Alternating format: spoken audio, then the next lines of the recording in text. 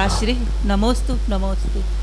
मेरा प्रश्न ये था कि जब हम मंदिर में भगवान जी के सामने बैठ के जाप करते हैं, ध्यान या जाप दोनों करते हैं, तो आंखें खोल के करना चाहिए कि बंद करके? नमोस्तु महाराज।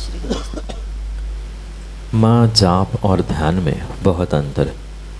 सामान्य रूप से जाप करते समय आप आंखें खोलकर भी जाप कर सकते हैं, और विशेष करके अगर हम भगवान के सामने बैठे हैं तो व्यक्ति को भगवान की प्रतिमा को, उनकी वीतरागता को देखते हुए ही जाप करने की आवश्यकता है। क्योंकि फिर भगवान के सामने या भगवान के पास बैठने का औचित्य क्या आंख बंद ही करनी है? तो हम कहीं भी बैठकर भगवान को स्मरण करते हुए जाप कर सकते हैं।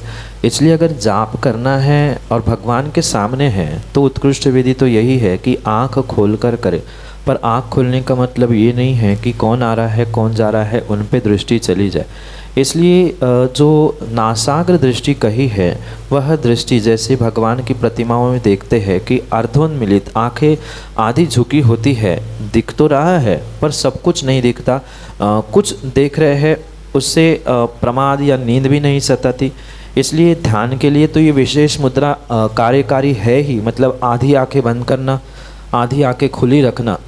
पूर्ण आंखें बंद करने से हो सकता है नींद आ जाए, या पूर्ण खुली रखने से हो सकता है हमारा ध्यान इधर उधर बट जाए।